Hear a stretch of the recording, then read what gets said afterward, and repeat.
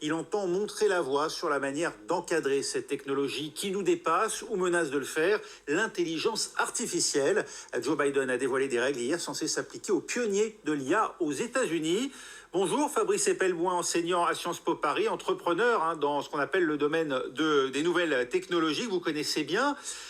Pour réaliser les promesses de l'IA et éviter les risques, nous devons gouverner cette technologie. Voilà ce que dit Joe Biden. Est-ce son rôle et est-ce réaliste? Peut-on encore encadrer l'IA d'après vous? Il est probablement un peu tard, mais en tout cas, Joe Biden a bien saisi l'urgence et a bien saisi surtout qu'il fallait que le législateur s'adapte à la vitesse des technologies. Jusqu'ici, le législateur prenait son temps, prenait le temps qui est propre à la législation, et là, très clairement, Joe Biden, probablement en réaction au Premier ministre britannique, qui lui prend une toute autre direction, a décidé d'accélérer. Des dérives permises par l'intelligence artificielle, on connaît les deepfakes, ces images de synthèse qui semblent plus vraies que nature, mais les menaces posées par ces technologies vont beaucoup plus loin. Beaucoup plus loin. Ces technologies permettent par exemple de multiplier votre productivité quand vous faites du code, mais si vous le faites à des fins malveillantes, il en est de même.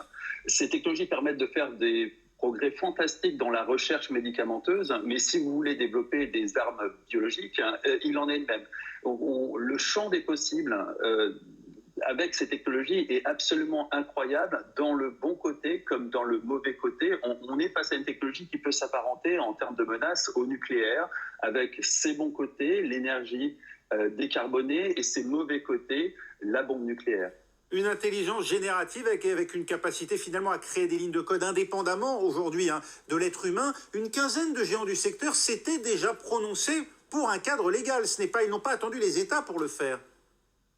Tout à fait. La plupart des grands responsables de l'intelligence artificielle, qu'il s'agisse de Sam Altman, le patron d'OpenAI, ou d'Elon Musk, qui est aussi à l'origine d'OpenAI, se sont tous mobilisés et ont tous demandé aux législateurs de prendre ses responsabilités et d'intervenir dans ce champ pour réguler ces technologies. Reste que tout ça ne concerne que le monde occidental, et que ce soit au Moyen-Orient ou en Chine, les développements vont bon train eux aussi, et c'est un jeu qui se joue au niveau international. Ah oui, alors vous le dites, ça va jouer un peu comme les impôts finalement, sur les différentiels de régulation et donc d'attractivité d'un pays à l'autre. Est-ce que ça sert de réguler à l'échelle d'un seul pays?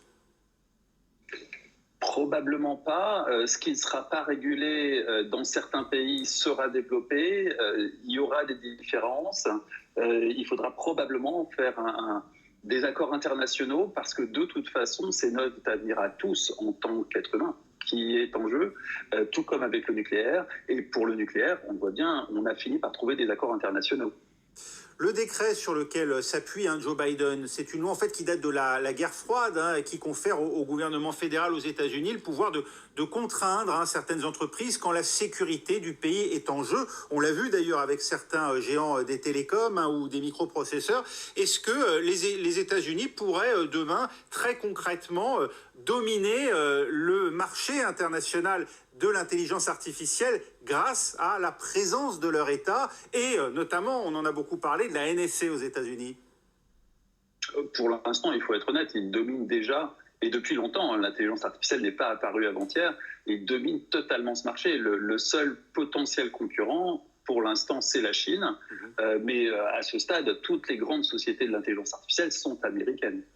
Vous l'avez dit, il y a des tentatives de régulation ailleurs dans le monde. C'est le cas notamment en Union européenne. On produit de nombreuses règles, de nombreuses normes dans le domaine numérique. On veut se doter d'un système de régulation de l'intelligence artificielle. On en est où concrètement en tentant d'avancer à 27 ? On en est honnêtement nulle part. Cette loi a été faite pour le coup de façon précipitée et surtout sans réellement écouter autre chose que des lobbyistes. L'Europe ne sera pas le leader, contrairement aux données personnelles par exemple, ne sera certainement pas le leader d'un point de vue législatif. La seule divergence intéressante, elle vient de Grande-Bretagne, où là, l'approche est beaucoup plus alarmiste et on voit se constituer ou vouloir se constituer quelque chose qui s'apparenterait au GIEC. Et donc là, l'intelligence artificielle serait abordée comme aussi potentiellement catastrophique que le changement climatique. Avec donc la possibilité peut-être d'instances supranationales pour traiter la question. C'est vraiment de cela qu'il s'agit. C'est ce qui est nécessaire aujourd'hui face à une puissance qui nous dépasse et qui dépasse en tout cas le cadre de nos États. Alors, on n'en est pas à une régulation internationale, on n'en est pas à une coordination internationale des axes de recherche, mais il faudra y arriver. C'est comme pour le nucléaire, il faudra arriver à une entente internationale pour savoir où est-ce qu'on va, ce qu'on s'interdit de faire, ce qu'on se permet de faire d'un point de vue commercial, ce qui va être fait d'un point de vue militaire. Il y a beaucoup de discussions à avoir au niveau international et ça ne pourra se faire qu'au niveau international.